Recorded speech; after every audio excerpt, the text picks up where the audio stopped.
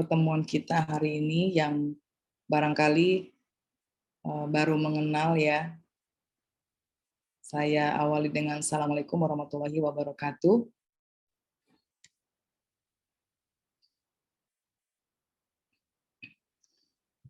Alhamdulillahirabbil alamin. Wa bihi nasta'in ala umuri dunya waddin. Asyhadu an la ilaha illallah wa asyhadu anna Muhammadar Rasulullah. Amma ba'du. Yang saya hormati ibu-ibu PAUD ya. PAUD apa ya ini? PAUD namanya sangat luar biasa. PAUD Saku Al-Utrujah. Oh ya. Al-Utrujah ya. Oke. Yang saya hormati Ibu Wali Santri ya. Wali Santri PAUD Al-Utrujah. Yang saya hormati Ustadz Marsha, di mana saya dengan Ustadz Marsha itu sudah mengenal sangat dekat. Dekatnya itu karena Ustadz Marsha itu adalah ustadznya anak saya waktu anak saya mondok di pesantren, di mana Ustadz Marsha itu menjadi santri juga, cuma beliau kakak kelas anak saya. Semoga pertemuan kita hari ini dirahmati oleh Allah Subhanahu wa taala dan mendapatkan banyak limpahan kasih sayang, sehingga kita tidak mungkin atau tidak hanya di pertemuan ini saja ya, insya Allah jika ada kesempatan lagi ke depannya kita bisa terus bersilaturahim. Saya diberi tema oleh Ustadz Marsha ya, penyesuaian diri anak usia dini dalam mengikuti kegiatan belajar di sekolah. Mungkin saya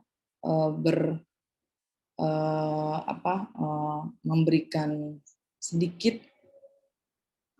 apa yang saya miliki terkait dengan bidang saya, yaitu psikologi, di mana saya menyampaikannya yang sifatnya umum saja gitu ya. Jadi kalau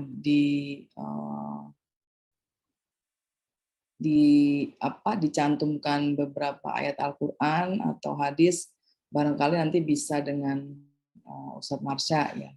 Karena saya belum banyak atau belum saya arahnya itu sifatnya umum ya. Kalau kajian secara Islam itu khawatir nanti salah persepsi gitu ya. Jadi saya sifatnya umum saja. Ya. Baik, ibu-ibu tercinta, wali murid dari PAUD Ar-Rujah. Saya lupa lagi nih. Al-Utrujah, Bunda. Al-Utrujah. Al-Utrujah. Jangan diambil hati ya. Kalau saya tuh senangnya happy, ketawa gitu ya. Nggak mau juga saya terlalu tegang gitu ya. Berkaitan tema penyesuaian diri anak usia dini dalam mengikuti kegiatan belajar di sekolah ini sangat menarik ya. Apalagi di masa pandemi yang sudah kita lalui, bahkan barangkali masih ada juga yang masih terkena virus COVID ya. Ada kabar-kabarnya juga, ada yang sempat naik COVID-nya, ada yang memang sudah mendapatkan vaksin dan terhindar dari COVID atau terlindungi. Ada yang memang COVID itu sebenarnya COVID itu masih ada ya, tapi 2,5 tahun yang lalu, tepatnya 2019 akhir ya, dan masifnya itu 2020 ya, itu masif sekali sehingga membuat anak-anak kita yang sekolah baik usia dini maupun di perguruan tinggi itu terkena imbas ya, imbasnya cukup besar. Kita juga emak-emak ini tentunya terkena imbas dengan virus COVID yang kita tidak tahu dari mana, walaupun beritanya ada, tapi walau alam mungkin ujian dari Allah, maka kita harus menghadapinya dengan penuh dengan kesabaran dan tentunya dengan kesehatan yang paripurna yang kita harus jaga. Nah,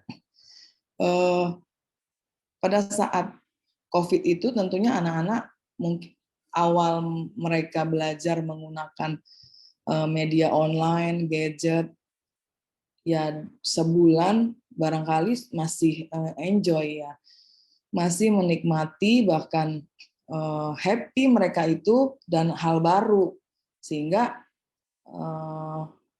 mereka merasakan bahwa betapa senangnya mereka belajar di rumah dengan tema-tema atau materi yang diberikan oleh bu guru, bahkan guru itu sendiri sampai kelelahan juga gitu menjawab pertanyaan-pertanyaan siswa ya yang memang kadang sinyal itu pada saat di gadget itu tidak bagus gitu ya, akhirnya perlu penyesuaian diri baik si anak maupun guru sendiri, bahkan orang tua juga harus menyesuaikan diri.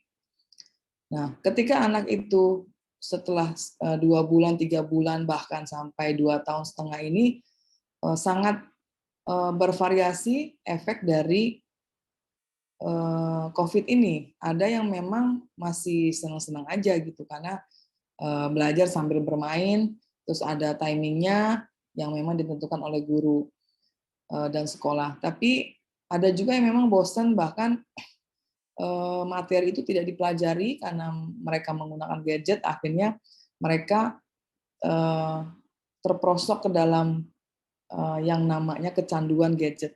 Nah, ini juga sebenarnya sangat membahayakan buat anak usia dini ya. Buat anak yang di atas, kan anak usia dini itu 9 tahun ke bawah ya.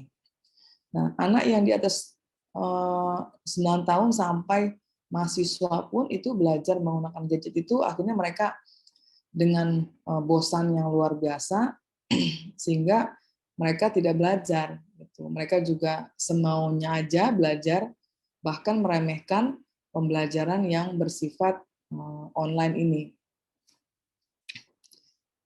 Kalau kita memahami apa sih penyesuaian diri di sekolah gitu.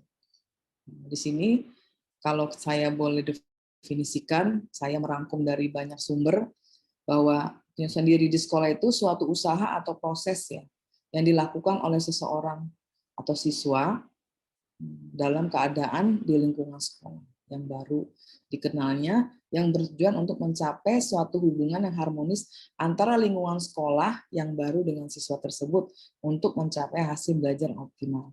Nah, masa COVID itu 2 tahun setengah, sekarang sudah mulai offline. Sehingga ada yang memang sudah lulus di masa COVID, anak usia dini ini. Nah, ketika mereka masuk ke ranah sekolah dasar ya, tentunya mereka itu beradaptasi, menyesuaikan diri dengan lingkungan. Ya pasti anak-anak ini malu-malu. Ada yang sebenarnya penasaran gimana sih sekolah yang sebenarnya. Nah ini juga anak-anak ini sangat beragam ya, sangat beragam keinginannya. Ada yang penasaran, tadi saya sampaikan, ada yang malu-malu, ada yang memang lebih senang online, gitu karena dia memang belajarnya senangnya di komputer, di laptop, ya mau nggak mau pada masa pandemi itu orang tua harus berjibaku menggelontorkan koceknya untuk membeli handphone yang tadinya hanya ayah dan ibunya atau hanya punya satu handphone. Nah, ketika masa pandemi mau nggak mau harus membeli lebih dari satu handphone. Ketika anaknya itu sekolah dan jumlah anak yang sekolah itu 2 atau 3 ya. Nah, itu juga merepotkan kita semua karena ekonomi saat itu sangat menurun ya. Tapi ketika masa offline ini dimulai dengan adanya silang, artinya ada yang masuk seminggu nggak masuk. Itu tuh sempat dilakukan seperti itu. Sekarang barangkali sudah full time ketika anak-anak ini harus berangkat sekolah. Nah, lingkungan baru ini juga sangat menarik buat anak-anak. Karena sekolah itu banyak fasilitas yang diberikan. Walaupun sekolahnya itu bukan sekolah internasional ya, tapi sekolah-sekolah yang saya pikir di tengah-tengah masyarakat ya, itu sudah mulai menghidupi fasilitas sekolah itu dengan berbagai macam yang dibutuhkan oleh siswa. Apalagi anak kebutuhan khusus, maksudnya anak usia dini ini sangat penasarannya sangat tinggi itu, bahkan sampai rusak itu fasilitas sekolah. Dan itulah anak-anak gitu, dan itulah siswa usia dini, di mana mereka itu rasa ingin tahunya sangat tinggi, kemudian mereka belum memahami bahwa menggunakan barang atau fasilitas tersebut harus bergantian, bahkan sampai orang tuanya itu ribut gara-gara anak yang satu ini nggak mau ngalah gitu kan, gurunya pun tidak bisa melerai persoalan itu sampai akhirnya ke orang tua. Nah ini juga mengganggu keharmonisan antara lingkungan sekolah dengan siswa bahkan sampai ke orang tuanya. Nah, disinilah peran guru yang sangat dibutuhkan untuk bisa menyelesaikan persoalan-persoalan itu. Namun orang tua juga harus memahami, karena menyesuaikan diri sekolah itu sangat penting. Untuk apa? Untuk anak ini belajar mengenal dunia luar, belajar mengenal lingkungan di mana tidak di rumah saja dia berada dan hidup, belajar untuk memahami orang lain. Ketika mainan itu hanya ada 5, sementara yang sekolah itu siswanya ada 20, dan setengahnya itu ingin menggunakan mainan itu. Nah, anak ada yang mau mengalah, ada yang tidak. Ya. Kita sebagai guru atau sebagai orang tua harus mampu memberikan motivasi untuk secara positif memberikan anak itu bahwa bermain dengan mainan yang diperebutkan itu harus bersama-sama, bergantian gitu. Nah, otomatis anak itu lama-kelamaan bisa memahami kondisi dan situasi ketika dia bersama teman-temannya di sekolah. Nah, saya merasa ini sangat penting dan ada guru yang memang sangat menyerah karena anaknya ini bandel banget gitu. Dari rumah tuh udah bandel banget dan membuat atau mengganggu teman-teman yang lain. Kita harus bisa melihat ada apa dengan anak ini. Ya. Nah, mungkin setelah kita telusuri, kita tanya orang tuanya, kita tanya tetangganya yang di mana tetangganya juga anaknya sekolah di situ, mendapat informasi bahwa orang tua anak ini tidak harmonis. Sehingga efeknya emosi anak ini yang akibat dari ketidakharmonisan orang tuanya itu dibawa ke sekolah. Atau memang anak ini di rumah selalu dimarahin orang tua dan dia harus nurut, bahkan dia tidak bisa mendapatkan memberikan pendapat aja atau menyampaikan apa yang dia lakukan yang sebenarnya tidak dapat kesempatan, akhirnya dia dilampiaskan ke sekolah dengan kondisi ya dia dianggap dalam tanda kutip bandel di sekolah, atau lebih rata-rata orang lebih senang menyebutkan nakal gitu kan, padahal nakal sama bandel itu ya ada perbedaannya gitu ya. Nah demikian. Kemudian saya mengutip dari Snyder ya, ini cukup lama ya. Faktor-faktor yang mempengaruhi penyelesaian diri, pastinya ibu-ibu semua di sini sudah sangat memahami situasi dan kondisi di mana dan bagaimana kita sebagai individu harus menyesuaikan diri. Ya. Karena dengan menyesuaikan diri itu kita bisa banyak teman, dengan kita mampu menyesuaikan diri itu kita bisa memperoleh rezeki yang di luar kemampuan kita. Nah, itu secara dewasa ya. Dengan kita menyesuaikan diri itu, kita disukai dengan banyak orang, dan banyak hal lagi ketika kita mampu menyesuaikan diri dengan lingkungan. Pertama, faktor keadaan fisik ya. Tentunya kalau anak yang badannya besar, ya, kemudian dia berteman dengan yang badannya kecil, kurus, otomatis kalau berantem itu ya yang ada yang besar itu kalah, ada yang kecil itu kalah gitu. Nah, kemudian anak itu juga kalau dia besar sendirian badannya bongsor lah ya, ketika dia masuk sekolah dia minder kok, temennya kecil-kecil gitu. Padahal sebenarnya secara usia dia sama gitu. Cuma karena memang faktor keturunan dia besar badannya gitu kan, yang harusnya terlihat oleh kita, dia sudah layak untuk secara fisik dia sudah layak untuk bisa masuk sekolah. Padahal secara usia dia memang masih di PAUD gitu. Kadang anak yang sedang sakit itu di lingkungan sekolah ya itu suka dikata-kata, ya, suka dibully lah ya. Nah itu juga sangat mempengaruhi ketika anak itu ingin menyelesaikan diri. Yang kedua keadaan psikologisnya ketika di sekolah dia diam, pendiam ya, kemudian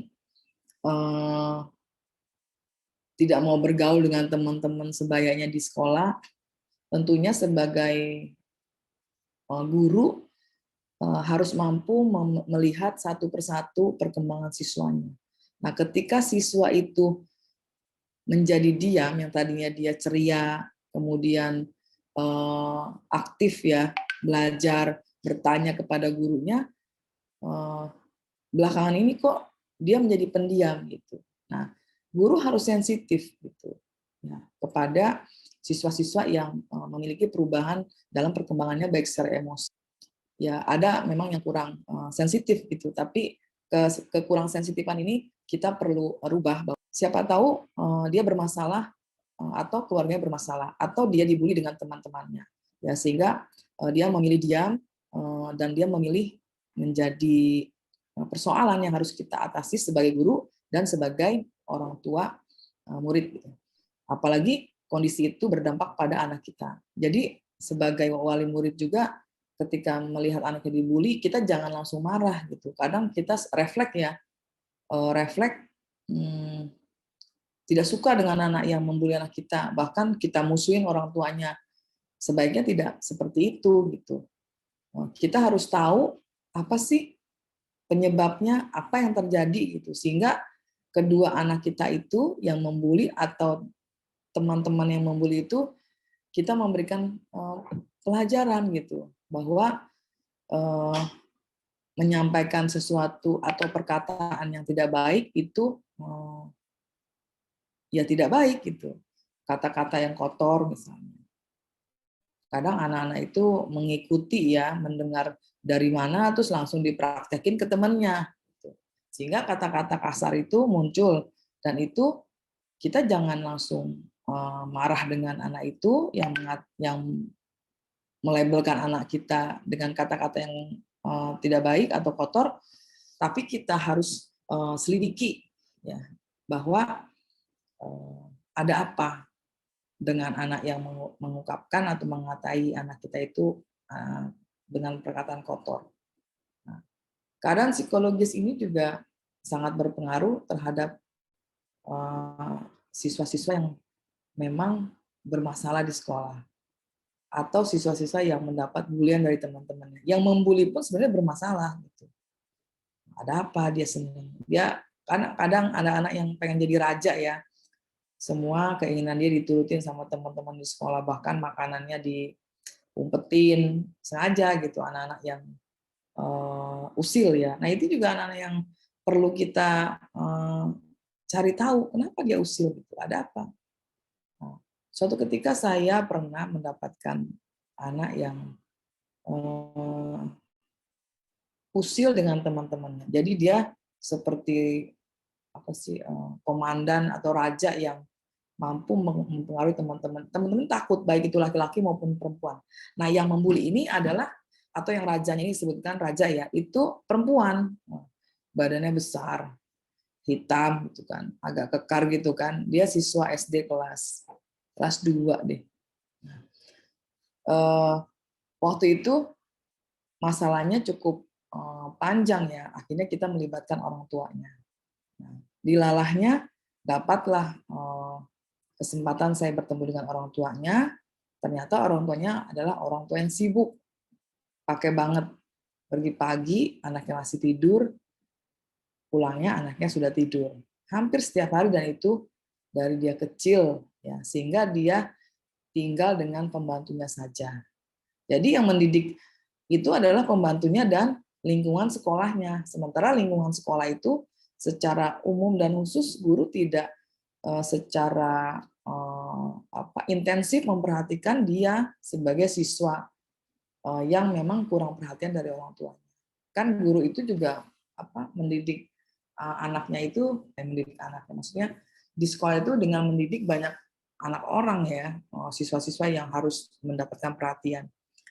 Nah, sementara di kelas itu kan ada sekitar 30 anak yang harus diperhatikan guru. Mengadulah beberapa temannya, dan ada satu anak yang dibully oleh dia. Ternyata dia itu yang membuli ini mampu mempengaruhi teman-temannya sampai teman-temannya tidak bisa berbuat dan berkata apapun yang berkaitan dengan perilaku si anak ini yang menjadi raja, yang merasa bahwa dia harus berkuasa. Nah, singkat cerita, saya ketemu dengan orang tuanya, dan akhirnya orang tuanya baru memahami bahwa anaknya bermasalah di sekolah. Karena apa? Karena orang tuanya tidak mengerti kondisi dan perkembangan anaknya. Pokoknya yang penting bayar aja, sekolah mahal kan. Bayar terus udah selesai, dianggapnya sekolah itu mampu membentuk karakter anaknya menjadi baik gitu. Padahal yang membuat anaknya itu menguasai temannya, kemudian membuli temannya, itu adalah orang tuanya sendiri. Guru kan tidak tahu bahwa kondisi keluarganya itu seperti itu, karena guru itu berusaha untuk ketemu dengan orang tuanya sangat sulit. Yang ketemu hanya pembantunya. Yang jelas orang tuanya sibuk gitu. Nah, artinya kondisi-kondisi seperti ini sangat mempengaruhi atau menjadi faktor bagaimana penyelesaian diri itu sangat penting untuk siswa. Ya, pada akhirnya anak ini mengakui dan orang tuanya akhirnya memahami, sehingga saya dapat kabar terakhir ibunya mengalah untuk tidak bekerja. Sampai pada akhirnya karena dia anak satu-satunya, dan akhirnya anak ini menyadari bahwa apa yang dia lakukan itu adalah sebuah kesalahan. Anaknya pembangkang, pokoknya bandel. Akhirnya dia mengalah, dan dia juga tidak punya adik karena dia anak satu-satunya. Gitu. Nah, ini juga menjadi faktor yang bisa mempengaruhi penyelesaian diri siswa. Karena dia anak satu-satunya, berarti dia merasa ya egoisnya cukup tinggi ya. Kemudian yang ketiga adalah religius ya. Religius ini adalah bahwa pendidikan agama itu sangat penting untuk diterapkan ke siswa. Karena dengan nilai-nilai agama yang ditanamkan, kita berharap anak ini mampu menjadi anak atau ya siswa yang baik gitu kan, siswa yang bisa memberikan menebarkan kebaikan kepada temannya, kemudian sopan dan santun kepada guru, kepada sesama, kepada siapapun ya. Nah, ini juga sangat penting. Kemudian perkembangan dan kematangan. Nah, ini juga menjadi persoalan ketika anak itu perkembangan dan kematangannya terganggu. Perkembangannya gimana maksudnya? Maksudnya adalah ketika dia masa usia sebelum sekolah, itu kondisi psikisnya itu atau fisiknya terganggu. Misalnya gizinya kurang, tidak dapat perhatian dari orang tua. Karena zaman sekarang itu, kalau kita perhatikan, mamud itu ya, mama muda itu lebih senang megang gadget dibandingkan megang anaknya. Saya sangat prihatin terhadap ibu-ibu muda. Saya tidak pandang bulu siapapun ibu muda itu, ya. Saya tidak mau menyebutkan identitasnya. Siapapun ibu muda, ya, dari golongan apapun, tetap saya sangat prihatin kepada ibu muda yang memiliki anak usia dini hanya sibuk dengan gadget, Instagram, medsos. Ya, memang zaman saya itu mungkin ketika saya punya anak kecil usia 5 tahun ke bawah itu nggak ada handphone, adapun juga nggak kayak sekarang medsos ya. Tapi sampai saat ini pun usia saya pun sama dengan Mahmud itu, gitu loh. Di mana masih ada yang memiliki usia anak SMP, SD gitu kan, usia saya ini. Saya usianya 46 tahun. Nah, anak teman saya tuh ada yang punya si anaknya yang masih SD gitu kan. Tapi dia sibuk dengan handphone dan segala macam yang berkaitan dengan medsos. Entah apa yang ada dalam pikirannya sementara anaknya itu terbengkalai dan dilalaikan, makan aja. Ketika anaknya sering dibawa ke tempat kerja, saya memperhatikan gitu. Akhirnya anak itu dekat dengan kita ini gitu. Kita kasih makan, kita suapin. Ya meskipun dia keenakan juga, cuma kita memikirkan kalau anaknya sakit ini kan anak ini harus dikasih makan gitu. Waktunya makan, anak ini tidur sampai lelah sekali menunggu ibunya untuk memberikan makan. Akhirnya teman-teman di sekitar itu kan tidak tega gitu, karena kita juga punya anak ya. Akhirnya kita sudahlah kita asuh aja gitu. Kasihan gitu, ini kan perlu mendapatkan perhatian karena tidak ada hal lain kecuali anak ini perlu kita beri makan gitu. Sampai begitunya. Lupa dengan anak yang memang titipan Allah gitu ya. Dan ya secara keagamaan ya berkaitan dengan dosa-dosa itu artinya mungkin nanti Ustadz Marsal lah ya yang menjelaskan. Artinya dari sisi perkembangan itu terganggu gitu. Tugas orang tua adalah memberikan kehidupan yang layak sesuai dengan kemampuan orang tua ya. Layak itu bukan berarti semua fasilitas itu terpenuhi yang memang gadget malah enggak gitu. Cuma kehidupan yang lain itu artinya ada rumah yang buat berteduh, kemudian asupan gizinya cukup, terus perhatian ya. Perhatian anak itu dari orang tua itu sangat dibutuhkan. Karena ya cuma orang tua yang bisa memperhatikan anak sampai detil. Ya.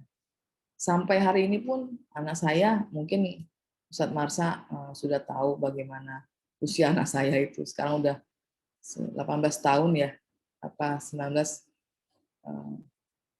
yang nomor 2 itu. Dan nomor 1 itu juga anak saya sudah 20 tahun, berarti yang santrinya Ustadz Marsa itu anak saya ya baru 18 tahun. Itu setiap hari saya telepon, video call. Padahal udah besar ya. Cuma anak itu membutuhkan perhatian. Anak itu walaupun dia sudah usia kayak kita ini, tetap di mata orang tua tuh kamu anak kecil. Kamu tuh anak saya yang dulu kecil. Ya, tanya udah makan belum? Terus tadi kuliahnya apa yang dipelajarin? Gitu. Terus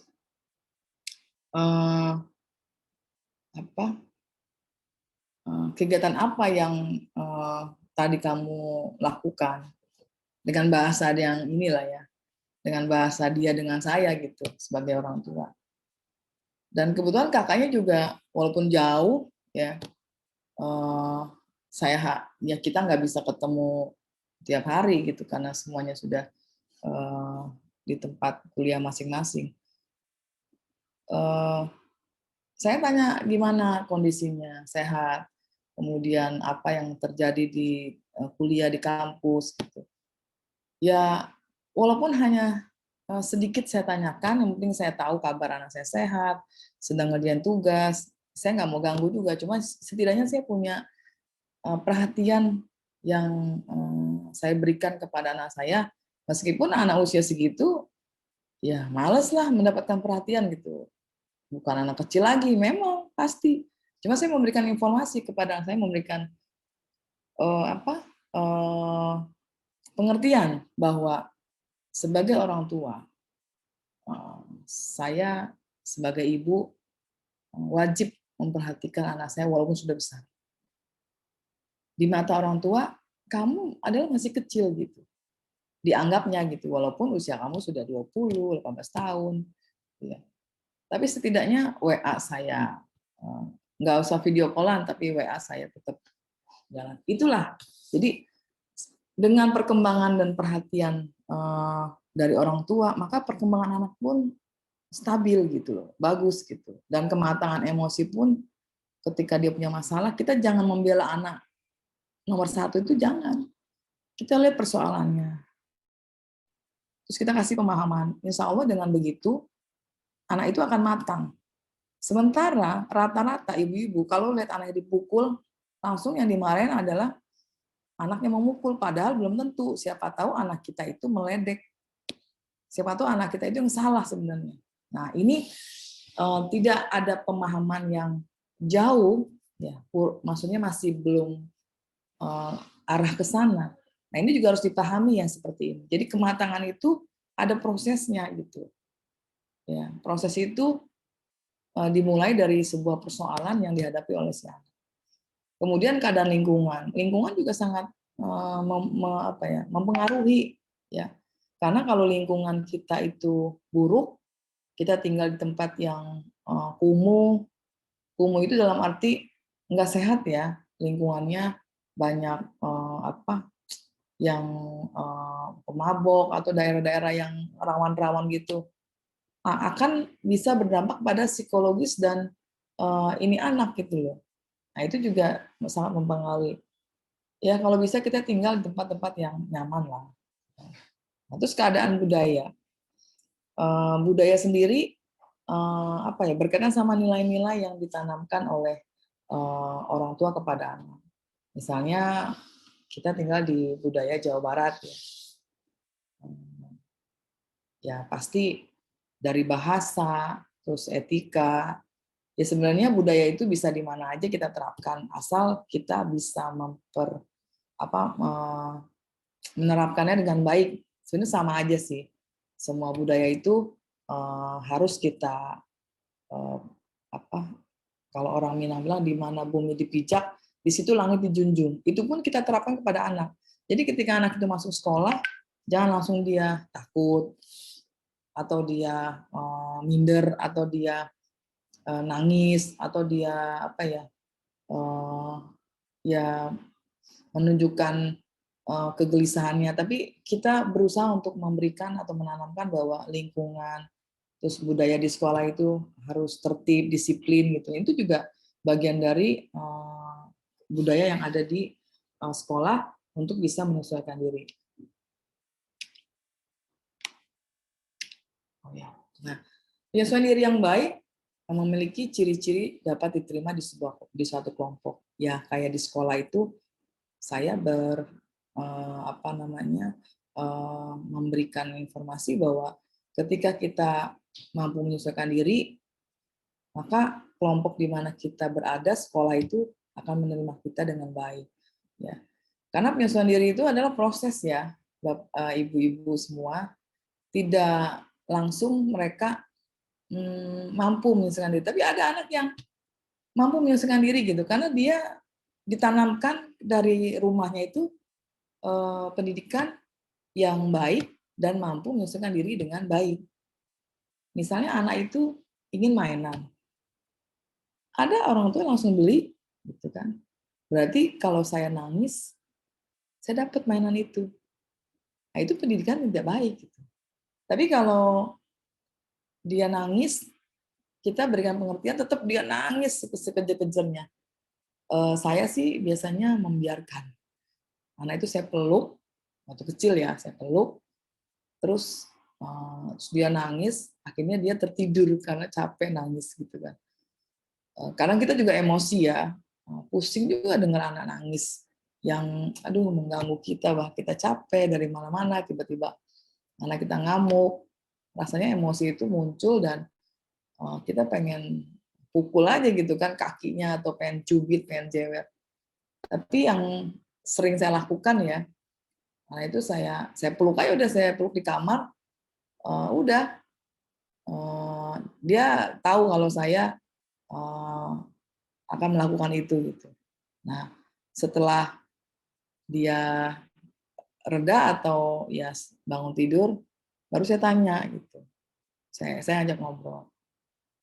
Dia nyampein bahwa aku punya uang untuk beli itu, mainan itu. Kan masalahnya saya nggak tahu. Bagaimana saya mau tahu, dia langsung nangis, berantem sama kakaknya, terus udahlah saya peluk, terus nggak lama dia tidur. Jadi setelah dia bangun tidur, baru kita ngobrol, kita cerita. Cerita itu sering saya lakukan sama anak-anak. Karena anak-anak itu adalah peniru nomor satu kepada kita. Jadi anak kita, apa yang kita lakukan itu anak-anak niru. Benar. Saya juga merasakan itu. Anak saya itu meniru apa yang saya lakukan. Dan alhamdulillah banyak yang baiknya lah ya. Ada juga yang nggak baiknya gitu. Cuma kan karena anak itu juga lingkungannya, dia pasti bergaul dengan lingkungan yang kita nggak bisa ngikutin kan kemana dia pergi. Yang penting dia izin. Kalau sudah besar seperti itu. Kemudian dapat menerima dirinya sendiri. Ketika kita salah, ya dia harus menerima. Ketika kita salah, kita harus minta maaf sama anak. Ketika salah loh, ketika kita salah. Jadi ada orang tua yang minta maaf tuh sama anak, padahal nggak salah gitu. Itu juga nggak baik juga. Artinya merendahkan harga diri orang tua di depan anak. Tapi ketika kita melakukan kesalahan dan itu benar adalah salah, berarti kita menerima diri kita dan kita menerima. Kemudian dapat menerima kekurangan dan kelebihan diri sendiri. Jadi si anak itu mampu menerima kekurangannya ketika dia bicaranya pelok gitu kan, belum lancar R-nya, maka kita jelaskan bahwa nanti juga pasti lancar, makanya harus latihan R gitu. Nah, ini juga kan menjadi keminderan buat si anak ketika dibully dengan, bukan dibully sih ya, dikata-katain sama temennya, tapi kita harus memberikan kepercayaan diri kepada anak bahwa mereka siap untuk sekolah. Nah, kesiapan sekolah itu bermula dari rumah, dari orang tua. Nah, penyesuaian yang saya sendiri yang tidak baik ditunjukkan dengan buruknya hubungan sosial individu dengan lingkungan sekitar. Tadi kita selalu memanjakan anak kita. Alhamdulillah saya tidak memanjakan anak saya. Karena kalau saya manjain, fatal lah dengan hubungan sosial dengan orang lain, dia juga nggak nyaman. Dikit-dikit ngadu ke ibunya, dikit-dikit ngadu. Nah, ketika anak saya punya masalah dengan temannya, saya biarkan dia menyelesaikan dengan temannya. Itu. Saya pengen tahu bagaimana dia mampu menyelesaikan persoalan dia dengan temannya. Nah, itu dari usia dini. Uangnya misalnya diambil, terus dia berantem sama temannya. Terus saya liatin aja. Nah, ketika dia sudah mulai tidak mampu menyelesaikan persoalan, baru saya ajak ngobrol wali kelasnya. Jadi anaknya juga diajak, nggak saya sendiri, anak diajak, temannya diajak. Jadi kita mengajari anak untuk menyelesaikan masalah tidak sepihak. Yang bermasalah pun kita ajak. Dan pemangku kalau di ini kan apa? Ya guru lah ya, wali kelas ya. Itu juga kita ajak untuk rembukan. Jadi masalah itu diselesaikan bersama. Tidak dengan sendiri. Kadang orang punya masalah ya udah diterima aja, diterima dulu padahal hatinya kesel dongkol. Nah, ini enggak. Kita usahakan ketika anak kita bermasalah, pensilnya diambil sama temennya, jelas-jelas. Tapi temennya nggak mau ngasih pensilnya. Kita ajak gurunya untuk rembukan dan anak yang ngambil pensil dengan anak kita. Dan kita jangan berpihak kepada anak kita. Kita berusaha untuk mengklirkan persoalan ini, persoalannya ini loh Bu. Atau kita biarkan anak kita bercerita dan temennya bercerita. Nah, ketika mereka sudah bercerita, gurunya berperan. Kita sebagai orang tua hanya pendengar saja gitu. Karena kan anak itu masalahnya yang sepele aja juga jadi masalah orang tua ya. Ya kan? Nah, itu juga harus pinter-pinter kita menyelesaikan persoalan anak ketika di sekolah. Banyak sekali persoalan-persoalan yang kita hadapi terkait dengan masalah anak. Penyelesaian diri dalam belajar adalah proses seorang individu untuk beradaptasi dalam belajar atau berperilaku, bersikap, dan bertindak secara tepat sesuai situasi belajar dan yang dialami dan membuat individu dapat menghadapi perubahan yang terjadi dalam belajar. Ya tadi belajar diganggu. Mungkin kalau TK itu atau PAUD itu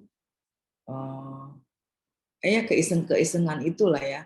Tapi setidaknya sebagai orang tua, tadi sudah saya katakan, jangan langsung memihak ke anak atau menghakimi anak orang. Memang proses belajar untuk menyesuaikan diri itu dari anak kecil, dari kecil ya. Kita sudah berusaha. Makanya kita jangan sibuk dengan gadget. Nanti kalau ibu-ibu anaknya sudah besar, seperti anak-anak saya ini, kan sudah dewasa semua ya. Terakhir tuh kelas 2 aliyah. Alhamdulillah anak saya semua di pesantren. Yang pertama di Gontor, yang kedua lompat ya dari pondoknya Ustadz Marsa, Hamatul Quran, kemudian ke Pabelan karena ada keinginan dia yang harus dia penuhi dan saya ikutin. Tapi akhirnya keinginan tidak tercapai karena memang saya memberikan kesempatan dia untuk memahami dirinya. Dan dia harus menyesuaikan diri dengan dirinya sendiri. Ingin menjadi dokter, tapi belajarnya nggak rajin gitu. Walaupun sudah sekolahnya IPA, tapi belajar rajin itu adalah kunci untuk dia bisa sukses terhadap cita-citanya. Ini nggak terjadi. Nah, dalam proses belajar ini jangan disia-siakan ibu, anak kita masih usia dini. Saya sangat menyesal ketika saya tidak bisa mendampingi 100% anak saya waktu usia dini karena saya bekerja ya dan saya titipkan dengan pembantu, namun saya juga menyimpan adik saya yang perempuan untuk menggantikan posisi saya. Jadi sudah digantikan anak adik saya yang perempuan juga saya masih sangat menyesal karena ada beberapa hal yang memang saya tidak saya tidak dapatkan gitu. Saya barangkali hanya 70% lah ya saya masa kecil itu saya rangkul ya. 30%-nya karena saya sibuk bekerja. Tapi saya memantau lewat telepon, lewat adik saya. Terus anak saya juga nelfon. Jadi jangan disia-siakan ketika anak kita itu masih kondisi usia dini. Mungkin sekarang ya nggak terlalu menyesal gitu kan. Biasa aja sih Ibu. Ya, ketika anak kita sudah remaja, mondok ya 12 tahun sampai sekarang, itu kan kita jarang ketemu gitu. Kalau anak di pondok ya, tapi kalau anak yang sekolah di rumah kan sering ketemu. Tapi usia 12 tahun ke bawah itu jangan sampai disia-siakan. Kalau dalam teori psikologi kan golden age ya, masa keemasan. Nah, di Islam juga ada juga, mungkin Ustadz Marsa yang bisa menjelaskan nanti. Itu sebaiknya kita berpikir ulang untuk menyanyiakan masa keemasan itu. Jangan disibukkan kita dengan gadget. Ya, saya pesan sekali, gadget itu akan melukai diri anak kita kalau kita sibuk dengan gadget. Walaupun dia nggak ngomong, tapi dia kan punya pikiran dan kita akan mencontoh dia bahwa ibu saya waktu saya kecil mainnya gadget. Besok kalau dia sudah punya anak, dia bersibukkan dengan gadget. Karena ibu saya, ayah saya sibuk dengan gadget. Bukan berarti kita harus ngaji, terus kita nggak ngurusin apa-apa, nggak juga. Artinya normal aja, normal. Saya bermain gadget itu sama-sama dengan anak saya, porsinya. Saya juga suka bilang, Bunda mau ngeliat YouTube nih, kayaknya dari pagi nggak megang handphone. Anak saya baru megang, saya juga megang gitu kan. Sampai sekarang nih udah besar ini. Terus sekarang saya negor, saya nggak sehari itu biasa saya nggak pegang gadget biasa, kecuali ada tugas kantor ya yang harus saya lakukan. Saya juga minta izin, Bunda megang gadget nih, tugas kantor banyak banget. Siap. Jadi saya selalu bilang, bahkan ketika saya, ini pengalaman saya, ketika saya 30% tidak bisa memenuhi atau merangkul dia ketika dia masa golden age, saya minta maaf. Dan saya berikan alasan. Kenapa 30% itu saya tidak merangkul anak-anak saya. Dan saya sampaikan, saya duduk berempat ya, anak saya 3, saya duduk berempat tuh. Kita ngobrol di salah satu rumah makan sederhana lah ya, tapi nyaman gitu. Saya sampaikan sebelum mereka berangkat kuliah, kan terbang masing-masing ya, sesuai dengan keinginan. Kan sebelum kuliah mereka kumpul, pulang dari pondok mereka kumpul, dan saya menyampaikan, dan saya minta maaf dengan sebesar-besarnya, bahwa saya 30% itu saya tidak, saya kehilangan masa. Dan mereka menerima, mereka tahu, mereka memahami itu. Jadi mereka mampu menyesuaikan diri dengan situasi dan kondisi. Nah, ketika anak kita masih kecil, apalagi ya. Jadi harapan saya dan saya pesan, jangan disia-siakan pada masa golden age. Nah, ini terakhir ya, slide terakhir, Ibu, upaya yang dapat dilakukan agar tercipta keputusan diri pada anak, menjalin hubungan antar sekolah. Jadi jangan mentang-mentang kita punya uang ya, langsung kita kasih aja itu sekolahan. Kita serahin lah, pokoknya sekolahan lah yang bikin anak saya baik gitu. Anak saya nggak bandel, nggak bisa begitu, Bu. Karena sekolah itu kan media yang membantu kita orang tua untuk anak itu mampu beradaptasi dengan lingkungan luar rumah. Jadi jangan 100% serahin ke sekolah, karena ya di sekolah itu juga nggak banyak didapat gitu. Tapi dia dapat juga apa yang memang dia butuhkan sesuai dengan kebutuhan diri dia. Ya dia harus beradaptasi dengan orang lain, kan di sekolah bisa. Terus orang tua siswa dan masyarakat ya, tentunya di lingkungan sekolah kita, di lingkungan masyarakat tempat kita tinggal. Terus tujuannya adalah untuk membicarakan apa saja yang baik dilakukan untuk keberlangsungan penyelesaian diri yang baik. Dan kita harus paham, ya, ibu harus cerdas akan melahirkan anak yang cerdas. Salah satunya, jangan sering-sering dengan gadget. Kalau membaca artikel nggak apa-apa sih, tapi kalau medsos atau sifatnya banyak hiburan lah, dan anaknya terlantar itu ya kasihan ya Bu ya. Kemudian setelah itu sekolah juga memberikan upaya untuk menyesuaikan tersebut dapat tercapai seperti menciptakan suasana belajar mengajar menyenangkan bagi anak. Nah, kita juga harus memberikan masukan nih kepada guru. Ya, tapi jangan sendiri juga. Kadang kita ngobrol sama wali murid yang lain. Mengkritisi lah. Guru itu kok kayaknya kurang ini ya.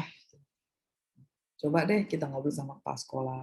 Tapi jangan menjelekan guru, tapi kita berusaha untuk berkomunikasi bahwa memberikan saran masukan kepada sekolah. Kemudian menggunakan strategi dan metode yang baik bagi anak dan kerjasama antara guru dalam melaksanakan pendidikan agar dapat menangani siaran. Tentunya sekolah itu sangat berperan ya terhadap anak itu, ya, anak didiknya dan guru dan orang tua. Jadi simbiosis mutualisme, jadi jangan sampai terputus. Kasihan anak kita. Terus karena lingkungan sekolah tidak hanya bertugas dalam mengajarkan anak, namun juga mempunyai peran dalam perkembangan jiwa anak. Ya, betul. Jadi semuanya kalau bersinergi asik banget, Bu. Dan hasilnya alhamdulillah. Ya, bersyukur. Apabila guru, staf, orang tua, dan masyarakat telah mampu melaksanakan tugas dengan baik, maka akan lebih mudah untuk anak melakukan penyesuaian diri. Benar? Jadi tanya Ustadz Marsa, gimana saya? Tapi saya nggak sempurna juga sih. Ustadz Marsa luar biasa terhadap anak saya. Padahal anak saya itu sama Ustadz Marsa suka kesel, sering kesel. sering ngadu ke saya, Ustadz Marsa itu gini-gini, aku capek gitu. Tapi ternyata sekarang dia memetik hasil dari didikan Ustadz Marsa. Dan saya melihat gitu, Ustadz Marsa itu sangat open dan tahu betul apa mau anak ini. Jadi saya selalu berkomunikasi dengan Ustadz Marsa dan ustadz-ustadz yang lain ya. Artinya tidak terlepas dari begitu aja gitu. Dan hasilnya, alhamdulillah. Di sini saya ingin mengucapkan terima kasih kepada Ustadz Marsa bahwa anak saya telah dididik dan luar biasa. Jadi saya sangat mensupport juga Ustadz Marsa membuat PAUD atau mendirikan PAUD yang memang menjadi ladang amal ibadah dan lembaga pendidikan ini insya Allah akan menjadi jauh ke depan lebih baik dan sukses ya untuk mendidik kader-kader Muslim yang bisa berguna dan manfaat buat masyarakat, ya, khususnya agama kita, masyarakat kita. Mungkin itu saja dari saya, cukup lama ya. Terima kasih sudah mau mendengarkan cerita saya dan apa yang saya sampaikan itu ya barangkali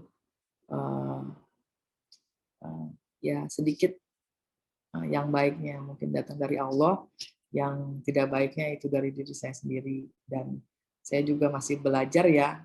Tujuan saya di sini bukan ngajarin, belajar. Barangkali ibu-ibu punya pengalaman yang lebih hebat dari saya. Ya, saya sangat mengapresiasi acara ini. Terima kasih. Albiru Manitako. Assalamualaikum warahmatullahi wabarakatuh. Saya serahkan kepada moderator. Silakan. Waalaikumsalam warahmatullahi wabarakatuh. Terima kasih atas ilmu yang telah diberikan oleh Bunda kami tercinta. Silakan jika ada ummahat yang ingin bertanya.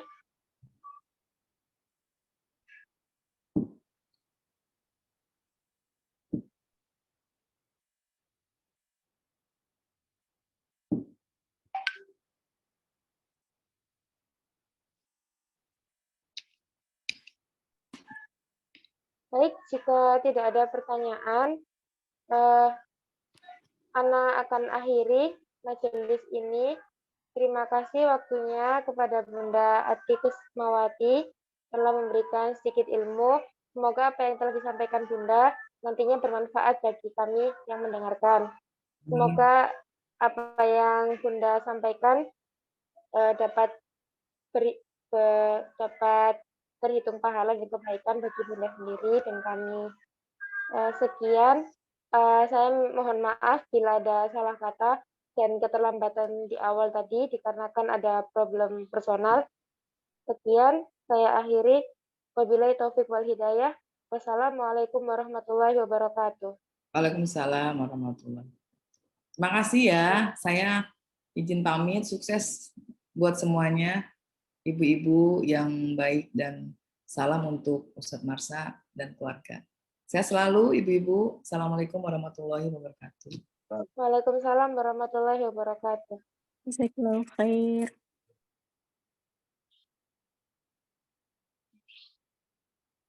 Sekian dari Ana. Hendaknya kita akhiri dengan doa kafaratul majelis. Subhanakallahumma bihamdik. Asyhadu an la ilaha illa anta astaghfiruka wa atubu ilaik. Sekian dari Ana. Wassalamualaikum warahmatullahi wabarakatuh.